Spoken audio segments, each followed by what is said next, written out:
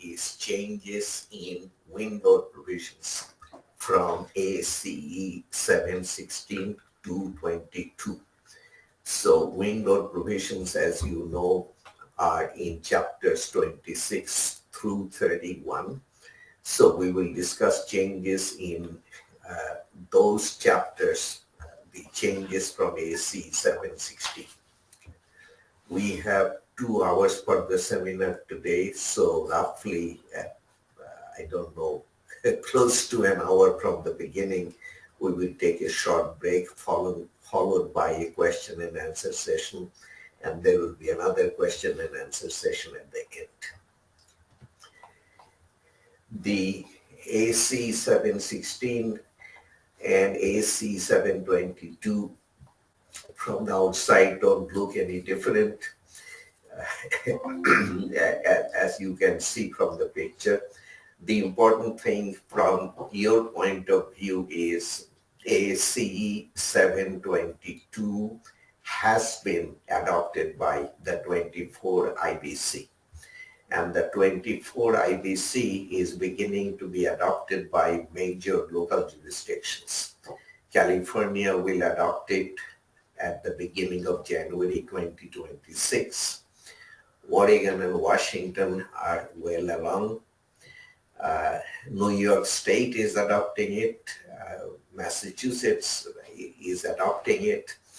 So if you are in California starting in early January, you will have to design by ASCE 722. And as you probably know by now, there are huge changes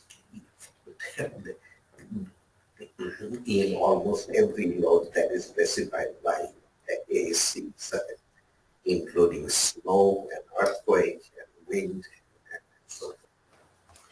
As far as the wind provisions are concerned, which is our focus today, these are some of the major changes. The wind speed maps, the 300-year, 700-year, 1700-year, and 3000-year return period maps that we use for design purposes have changed for the contiguous United States.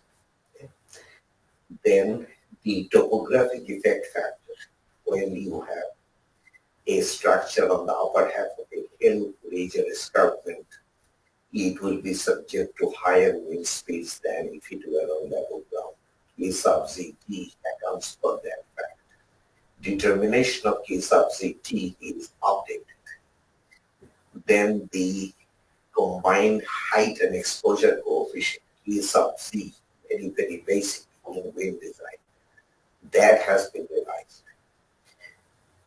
Simple diaphragm building, which has been, I would say, has played a pretty significant role in recent editions of the wind provisions of ASCE 7. The definition of simple diaphragm building is now deleted, and 2 simplified wind design methods that were applicable to simple diaphragm buildings are also deleted. This is a change that at least part of it I regret, but anyway, that has happened. These are just the highlights. I'll give you the details of this. There are new provisions for elevated buildings, design provisions.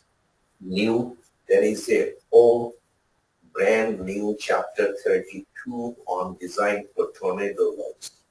Tornado will be our specific subject a week from today. But for now, this is a highlight that I wanted to mention.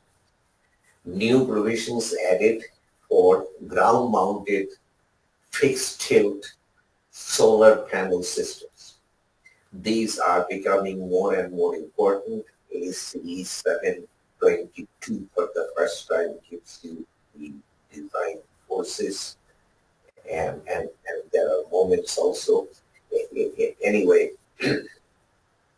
so I will give you at least an idea of what is included. And then revised external pressure coefficients for components in cladding on gable and hip roofs of low-rise buildings. The background to this is in ASCE 716, the component and cladding load on the roof of low-rise buildings went up very substantially compared to ASCE 710, to the point that uh, there was a lot of pushback, and for a while there was a question whether AC 716 will even be adopted by the 2018 IBC. So it was that big an issue.